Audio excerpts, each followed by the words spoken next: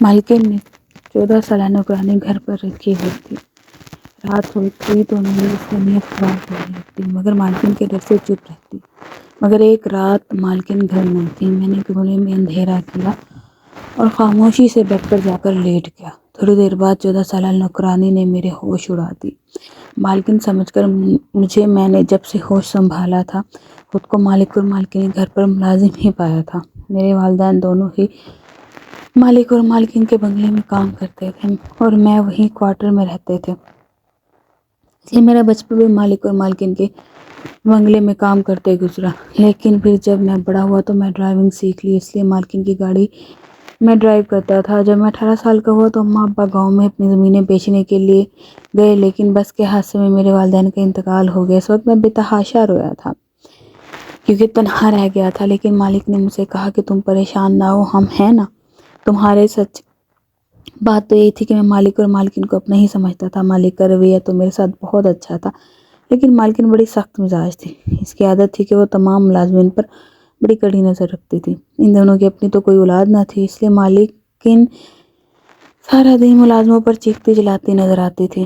چھٹی والے دن جب مالک گھر پر ہوتے تب ہی ہماری جان کو کچھ سکون ہوتا تھا، کیونکہ وہ مالکن سے کہتے رہتے ہیں کیا تم ہر وقت ملازمین پر چلاتی رہتی ہو، وہ بھی انسان ہیں، ایک دن کی چھٹی دے دیا کرو۔ پھر ہم اشارے سے کہہ دیتے تھے کہ جاؤ عیش کرو، کیونکہ مالکن کی توپوں کا رخ مالک کی طرف ہو جاتا تھا۔ وہ محبت آپ نے ہی سب ملازمین کو سر پر چڑھا رکھا ہے۔ میں نہ ہوتی تو گھر کا کباڑ خانہ بنا دے آپ کے یہ ملازم۔ مالک کا اشارہ پاتے ہی ہم سب خوشی خوشی گھر سے باہر نکل جاتے ہیں۔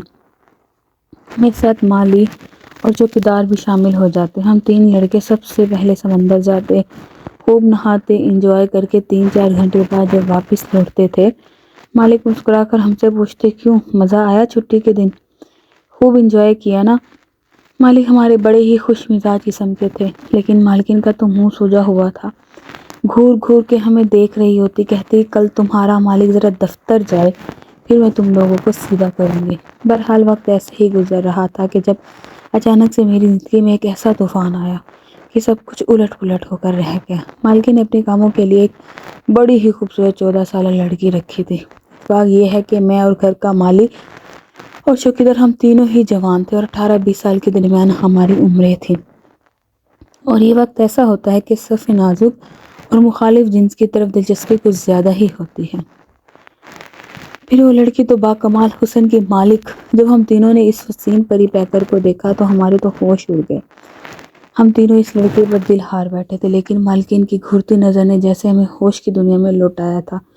وہ چلا کر ہم پر بولی، کہنے لگی کیا ٹکر ٹکر دیکھ رہے، نکلو یہاں سے باہر، شرم نہیں آتی گھر کی بچی پر نظر رکھتے ہو؟ یہ سننا تھا کہ ہم تینوں کے تینوں گھبرا کر رہ گئے۔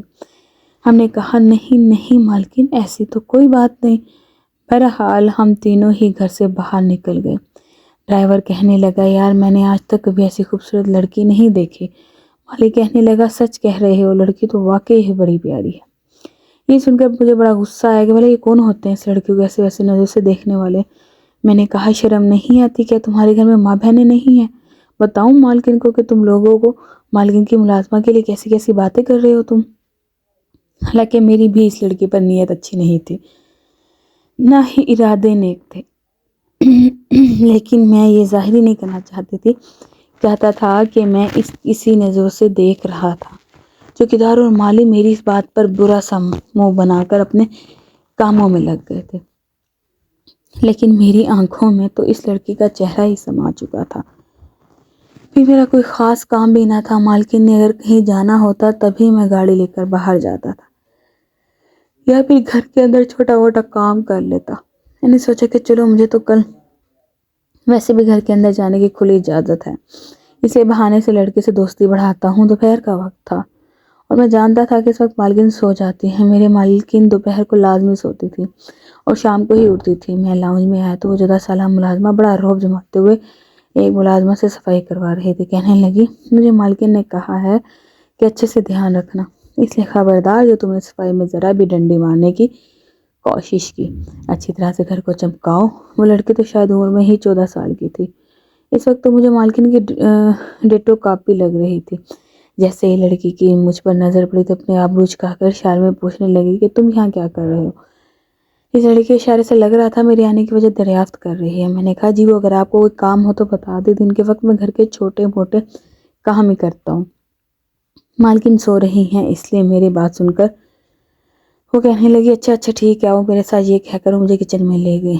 پورا سنک برتنوں سے بھرا پڑا تھا۔ کہنے لگی ایسا کرو پہلے یہ برتن دھو۔ پھر اس نے ٹیبل کی طرف اشارہ کیا جو کچن میں پڑا تھا، جس پر کچی سبزیاں پڑی تھی۔ کہنے لگی پھر ان سبزیوں کو کاٹنا۔ پھر اس نے کچن سے شیلف کی طرف اشارہ کیا۔ کہنے لگی شیلف میں بھی صاف کرو، چولہا بھی صاف کرو، اور جب سارا کام کر لو تو بتانا، پھر میں بتاؤں گی کہ تم نے آگے کیا کرنا ہے۔ یہ کہتے ہوئے وہ کمر مٹکاتے ہوئے آرام سے وہاں سے باہر چلے گئی۔ بہرحال میں نے سارے برتن دھو دیے، کچن صاف کیا، اس کے بعد سبزی بھی ساری کاٹ لی۔ ابھی میں پیاز کاٹ رہا تھا جب میری آنکھوں سے پانی بری طرح سے بہہ رہا تھا کہ میں نے دیکھا وہ لڑکی کچن میں بڑی عجلت میں داخل ہوئی ہے۔ فوراً سے میرے پاس آئی، میرے ہاتھ سے جڑ سے چھری پکڑ لی۔ کہنے لگی فٹافٹ سے نکلو باہر، مالکن آ گئی ہیں اور کچن میں ہی آ رہی ہیں۔ میں تو اس کی افتتاح پر گھبرا گئی تھی، لیکن کیا کہا اس نے مجھے کرسی سے دھکا دیا۔ میں زمین پر جا کے گرا تھا۔ فٹافٹ سے کرسی پر بیٹھ کر پیاز کاٹنے لگی۔ میں بھی ٹھیک سے اٹھ بھی نہیں پایا تھا کہ مالکن کچن میں داخل ہو گئی۔ مجھے یوں زمین پر بیٹھا دیکھا تو کہنے لگی تم یہاں کیا کر رہے ہو؟ میں نے تم سے کہا تھا نا کہ باہر جا کر بیٹھو۔ میں ابھی کہنے ہی والا تھا کہ میں تو سبزی کاٹ رہا تھا۔ اس لڑکی نے مجھے سنبھلنے کا موقع ہی نہیں دیا۔ اس سے پہلے کہ میں کچھ بتاتا لڑکی بولی مالکن میں تو کب سے شخص کو کہہ رہی ہوں کہ تم یہاں سے کیوں فضول میں بیٹھے ہو، یہاں سے جاؤ، باہر جا کے دیکھو، لیکن یہ تو میرے سر پر سوار ہے۔ کہنے لگا اچھے طریقے سے کام کرو، میں ہی دیکھوں گا کہ تم کام کیسے کرتی ہو۔ پھر کمر پر ہاتھ رکھے کراہنے لگی۔ کہنے لگی میں نے ابھی بھی سارے برتن دھوئے اور ابھی یہ سبزی کاٹ رہی ہوں، اور یہ بیٹھا یہ دیکھ رہا ہے کہ میں کام ٹھیک سے کر رہی ہوں کہ نہیں۔ میں تو اس لڑکی کی شکل دیکھتا رہتا، اپنے حصے کے سارے کام وہ مجھ سے کروا کر مالکن کے سامنے یوں ظاہر کر رہی تھی جیسے کہ سب اس نے کیا اور میں بے فضول بیٹھا ہوں۔ میں نے کہا نہیں مالکن، یہ لڑکی تو ابھی بات میرے منہ میں ہی تھی، لیکن مالکن کہنے لگی کہ تم کون ہوتے ہو اس لڑکے پر رعب جمانے والے؟ آئندہ اگر میں نے تمہیں اس وقت گھر کے اندر دیکھا جس وقت یہ لڑکی کام کر رہی ہوئی تو دیکھو میں تمہارا کیا اشر کرتی ہوں۔ یہ کہہ کے مالکن نے میرا کان پکڑا اور بری طرح سے مروڑ دیا۔ کہنے لگی نکلو گھر سے باہر۔ میں گھر سے باہر چلا گیا۔ مالی اپنے کام کر کے شام کو واپس چلا جاتا۔ چوکیدار کی ڈیوٹی تھی کہ دروازے پر بیٹھا رہتا تھا۔ بس ایک میں ہی تھا کہ گھر کے اندر باہر چکر میرے لگتے ہی رہتے تھے۔ ایک بار مالک نے مجھے رات کو کسی کام سے بلایا تو میں حیران رہ گیا، کیونکہ مالک آج گیسٹ روم میں سو رہے تھے۔ میں نے وجہ پوچھی تو کہنے لگے تمہاری مالکن کے ساتھ وہ لڑکی سویا کرے گی۔ میں نے کہا وہ کیوں بھلا؟ مالک نے ٹھنڈی گہری سانس لی۔ کہنے لگے تمہیں پتا تو ہے تمہاری مالکن کی اس گھر میں بات چلتی ہے، میری بھلا کیا حیثیت ہے؟ مالک افسردہ سا منہ بنا کر بولے۔ میں مالک کے کہنے پر دودھ کا گلاس دینے گیا تھا۔ جب واپس لوٹا تو دیکھا کہ مالکن کے کمرے سے باتیں کرنے کی آوازیں آ رہی تھی۔ جانے مجھے کیا سوجی کہ میں مالکن کے کمرے کے باہر کھڑا ہو کر کان لگا کر باتیں سننے لگا، لیکن جو باتیں میں نے سنی میرے ہوش اڑانے کے لیے کافی تھی۔ میں وہاں سے واپس اپنے کوارٹر میں آ گیا۔ مجھے لگا کہ جو کچھ میں نے سنا ہے ہو سکتا ہے کہ جیسا میں سوچ رہا ہوں بات وہ نہ ہو، لیکن اس لڑکی کا مالکن کے کمرے میں سونا میری سمجھ سے باہر تھا۔ حالانکہ اس لڑکی کا رویہ میرے ساتھ کچھ خاص اچھا نہ تھا، لیکن پھر بھی میں اس پر اپنا دل ہار بیٹھا تھا۔ لیکن دن بھر تو مالکن کی کڑی نظر مجھ پر ہوتی تھی۔ سوچ رہا تھا کہ کسی طرح اس رات لڑکی سے بات کی جائے، کیونکہ رات کو بھی مالکن سے اپنے کمرے میں سلاتی تھی۔ میں بار بار ایسا موقع ڈھونڈتا کہ جس سے میری اس لڑکی سے دوستی ہو جائے یا بات بن جائے، لیکن میں جانتا تھا کہ مالکن ایسا ہونے نہیں دیں گی۔ ایک بار مجھے اس لڑکی سے بات کرنے کا موقع مل گیا۔ مالکن دوپہر کو سو رہی تھی۔ میں چپکے سے لاؤنج میں آیا۔ تمام ملازمین اس وقت کام کر کے اپنے گھر سے جا چکے تھے۔ لڑکی کچن میں فون پر کسی سے باتیں کر رہی تھی۔ میں دھیرے سے چلتا ہوا کچن میں آ گیا، اس کے بالکل پاس جا کے کھڑا ہو گیا۔ وہ شاید اپنی والدہ سے بات کر رہی تھی۔ کہنے لگی سب بہت اچھے، میرا بہت خیال رکھتے ہیں، آپ میرے لیے پریشان نہ ہو۔ اس وقت اس لڑکی کا لہجہ بڑا ہی دھیما سا تھا۔ وہ بڑے میٹھے لہجے میں بات کر رہی تھی۔ اس کی آواز میرے کانوں میں رس کھول رہی تھی۔ فون بند کر کے جیسے ہی وہ پلٹی، مجھ سے ٹکراتے ٹکراتے بچی۔ میں بھی بوکھلا کر رہ گیا۔ مجھے اپنے بالکل عقب میں کھڑا دیکھ کر وہ کہنے لگی، تم یہاں کیا کر رہے ہو؟ میں نے کہا، تھوڑا آہستہ بولو، مالکن اٹھ جائیں گی۔ وہ کہنے لگی، تو میں نے کہا، مجھے تم سے بات کرنی ہے۔ اس نے تو یوں آستینے چڑھا کر کمر پر رکھی جیسے کہ لڑنے کے لیے تیار ہے، لیکن میں نے سوچا کہ لگے ہاتھ مجھے اپنی محبت کا اظہار کر ہی دینا چاہیے۔ میں نے اسے کہا کہ تم مجھے بہت اچھی لگتی ہو، میں تم سے محبت کرنے لگا ہوں۔ یہ سننا تھا کہ اس کا ایک زوردار تھپڑ میرے منہ پر مار دیا۔